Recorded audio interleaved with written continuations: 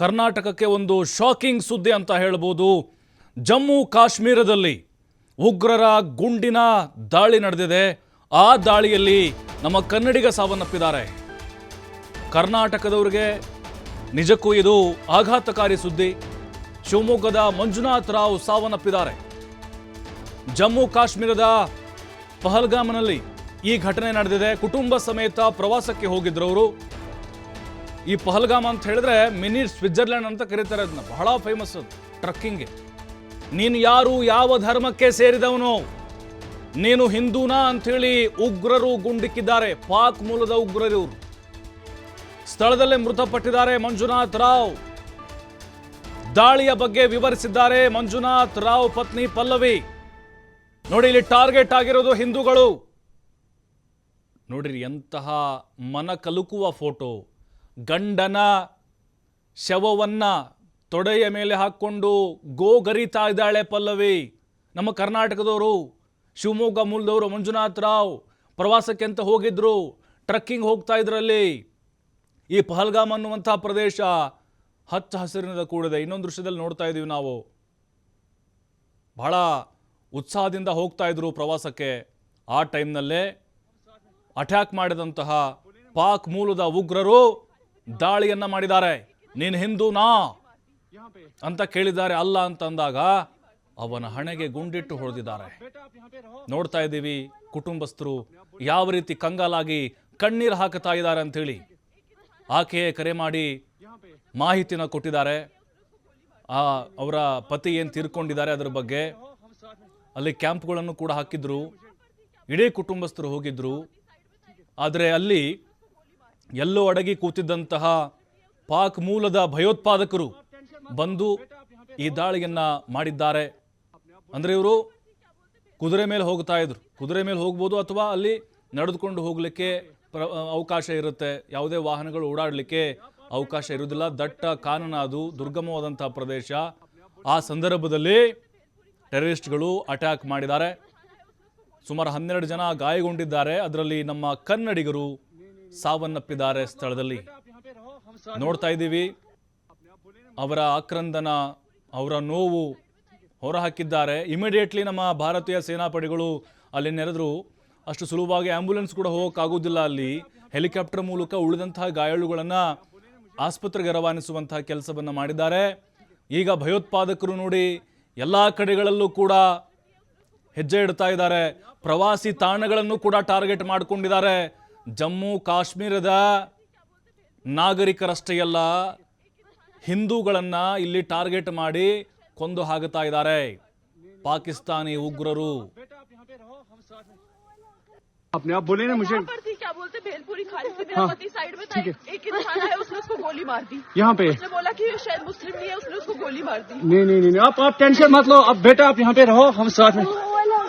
अपने आप बोले ना मुझे क्या बोलते भेलपुरी खाली से मेरा पति साइड में था, एक इंसान है उसने उसको गोली मार दी यहाँ पे। उसने बोला कि शायद मुस्लिम नहीं है, उसने उसको गोली मार दी। नहीं आप टेंशन मत लो। अब बेटा आप यहाँ पे रहो, हम साथ में। अपने आप बोले ना मुझे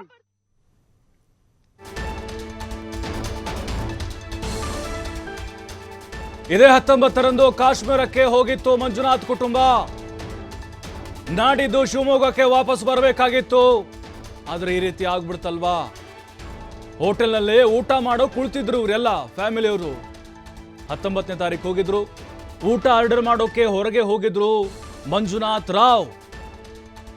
ಆಗ ಉಗ್ರರು ಏಕಾಏಕಿ ಗುಂಡಿನ ದಾಳಿ ಮಾಡಿದ್ರು. ನೋಡಿ, ಏಕಾಏಕಿ ಬಂದು ಧಮಾರ್ ಅನ್ಸ್ಬಿಟ್ರು. ಗಂಡನಿಗೆ ಗುಂಡು ತಗುಲಿ ರಕ್ತದ ಮಡುವಿನಲ್ಲಿ ಬಿದ್ದಿದ್ರು ಮಂಜುನಾಥ್. ನೋಡಿ, 19ನೇ ತಾರೀಕು ಹೋಗಿದ್ದಾರೆ ಅವರು ಜಮ್ಮು ಕಾಶ್ಮೀರದ ಈ ಪಹಲ್ಗಾಮ್ಗೆ. ಅಲ್ಲಿ ಹೋಟೆಲ್ಗೆ ಹೋಗಿದ್ರು. ಅಂದ್ರೆ ಊಟ ಮಾಡೋ ಕೂತಿದ್ರು. ಅದಾದ ಮೇಲೆ ಊಟ ಆರ್ಡರ್ ಮಾಡಲಿಕ್ಕೆ ಹೊರಗಡೆ ಹೋಗಿರ್ತಾರೆ ಮಂಜುನಾಥ್ ರಾವ್. ಆಗ ಉಗ್ರರು ಏಕಾಏಕಿ ಗುಂಡಿನ ದಾಳಿಯನ್ನ ಮಾಡಿದ್ರು. ರಕ್ತದ ಮಡುವಿನಲ್ಲಿ ಬಿದ್ದು ಸ್ಥಳದಲ್ಲೇ ಸಾವನ್ನಪ್ಪಿದ್ದಾರೆ ಮಂಜುನಾಥ್ ರಾವ್. ಮೃತದೇಹ ನೋಡ್ತಾ ಇದ್ದೀವಿ ನಾವು. ಇಲ್ಲೇ ಆಗಿದ್ದು ನೋಡಿ ಘಟನೆ. ಅನಾಥವಾಗಿ ಬಿದ್ದಿದೆ ಶವ ಮಂಜುನಾಥಂದು. ಅಲ್ಲೇ ಪಕ್ಕದಲ್ಲೇ ಊಟ ಮಾಡ್ಲಿಕ್ಕೆ ತೆರಳಿದ್ರು. ಆರ್ಡರ್ ಮಾಡೋಣ ಅಂತ ಬಂದರು. ಆ ಟೈಮ್ನಲ್ಲಿ ದಾಳಿಯನ್ನು ಮಾಡಿದ್ದಾರೆ ಉಗ್ರರು. ಮಂಜುನಾಥ್ ಫೋಟೋ ನೋಡ್ತಾ ಇದ್ದೇವೆ ನಾವು. ಕಣ್ಣೀರು ಹಾಕುತ್ತಾ ಇದ್ದಾರೆ ಅವರ ಕುಟುಂಬಸ್ಥರೆಲ್ಲ. ಇದೇ 19ನೇ ತಾರೀಕು ಹೋಗಿದ್ರು ಇಡೀ ಫ್ಯಾಮಿಲಿ ಸಮೇತ. ನಾಡಿದ್ದು ಬರಬೇಕಾಗಿತ್ತು ಅವರು ವಾಪಸ್ ಶಿವಮೊಗ್ಗಕ್ಕೆ. ಆದರೆ ಅಷ್ಟರಲ್ಲಾಗಲೇ ಉಗ್ರರ ಗುಂಡಿನ ದಾಳಿಗೆ ಬಲಿಯಾಗಿದ್ದಾರೆ. ಕೇವಲ ಅಲ್ಲಿ ಕಾಶ್ಮೀರಿಗರಷ್ಟೇ ಅಲ್ಲ, ಪ್ರವಾಸಿಗರು ಕೂಡ ಉಗ್ರರ ಟಾರ್ಗೆಟ್ ಆಗಿದ್ದಾರೆ. ಕೆಲವು ಪ್ರದೇಶಗಳಲ್ಲಿ ಭದ್ರತೆನೇ ಇಲ್ಲ, ಯಾಕಂದರೆ ದಟ್ಟವಾದ ಕಾಡಿಗೆ ಹೊಂದಿಕೊಂಡಿರುವಂಥ ಪ್ರದೇಶ ಇದು. ಕಾಡಲ್ಲಿ ಅವತ್ತು ಕೂತಿದ್ರು ಅವರು. ಯಾಕಂದರೆ ನಾವೀಗ ಅನಂತನಾಗು, ಪುಲ್ವಾಮಾ ಕೆಲವು ಕಡೆಗಳು ನೋಡ್ತಾ ಇರ್ತೀವಿ.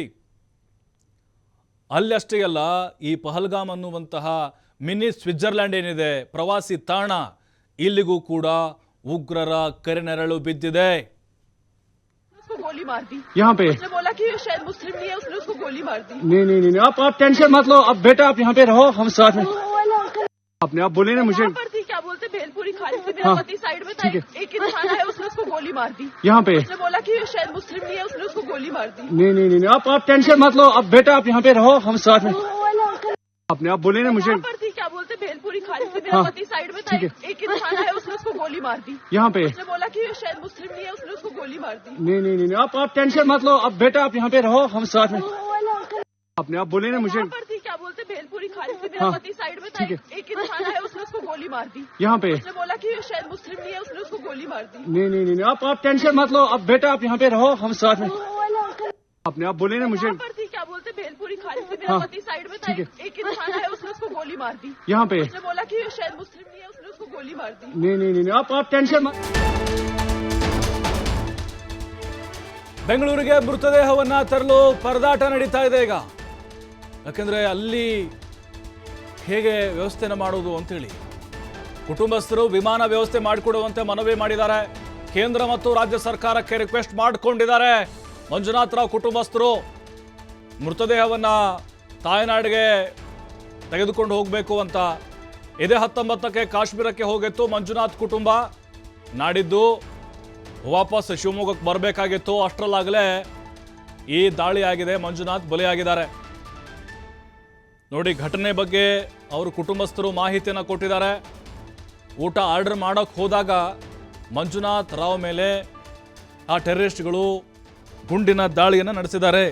ನೀನು ಹಿಂದೂನಾ ಮುಸ್ಲಿಮಾ ಪ್ರಶ್ನೆ ಮಾಡಿದ್ದಾರೆ. ಐ ಎಮ್ ಹಿಂದೂ, ಮೇ ಹಿಂದೂ ಹೇ ಅಂತ ಹೇಳಿದ್ದಾನೆ. ತಲೆಗೆ ಶೂಟ್ ಮಾಡಿಬಿಟ್ಟಿದ್ದಾರೆ. ಅಂದರೆ ಟಾರ್ಗೆಟ್ ಇಲ್ಲಿ ಹಿಂದೂಗಳು ಅಂತ ಭಾಳ ಕ್ಲಿಯರಾಗಿ ಗೊತ್ತಾಗ್ತಾ ಇದೆ. ಜಮ್ಮು ಕಾಶ್ಮೀರದ ಪಹಲ್ಗಾಮ್ದಲ್ಲಿ ಪಾಕ್ ಮೂಲದ ಭಯೋತ್ಪಾದಕರು ಈ ದಾಳಿಯನ್ನು ನಡೆಸಿದ್ದಾರೆ.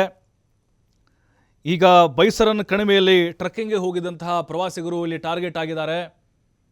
ಮಂಜುನಾಥ್ ರಾವ್ ಅವರ ಶವ ನೋಡ್ತಾ ಇದ್ದೀವಿ. ನೋಡಿ, ಎಲ್ಲ ಅಲ್ಲಿ ಕಕ್ಕಾಬಿಕ್ಕಿಯಾಗಿ ಹೋಗಿದ್ರು. ಆ ಕ್ಷಣದಲ್ಲಿ ಸುಮಾರು 12 ಜನ ಪ್ರವಾಸಿಗರು ಕೂಡ ಗಾಯಗೊಂಡಿದ್ದಾರೆ. ಮಂಜುನಾಥ್ ರಾವ್ ಸ್ಥಳದಲ್ಲೇ ಸಾವನ್ನಪ್ಪಿದ್ದಾರೆ. ಕಂಡಲ್ಲಿ ಯಾವ ಥರ ಸಿಗುತ್ತೋ ಆ ಥರ ಗುಂಡಿನ ಸುರಿಮಳೆಗೈದ್ರು ಭಯೋತ್ಪಾದಕರು. ಅಲ್ಲಿ ಎಲ್ ಇ ಟಿ ಮತ್ತು TRF ಅನ್ನುವಂಥ ಟೆರರಿಸ್ಟ್ ಸಂಘಟನೆ ಏನಿದೆ, ಇದರ ಹೊಣೆಯನ್ನು ಹೊತ್ತುಕೊಂಡಿದೆ. ಆದರೆ ಈಗ ಮೃತದೇಹ ಏನು ತರಲಿಕ್ಕೆ ಭಾಳ ಪ್ರಯತ್ನವನ್ನು ಪಡ್ತಾ ಇದ್ದಾರೆ. ಬಟ್ ಕೇಂದ್ರ ಸರ್ಕಾರ, ರಾಜ್ಯ ಸರ್ಕಾರ ಅವರೆಲ್ಲರೂ ಮನವಿ ಮಾಡಿಕೊಂಡಿದ್ದಾರೆ.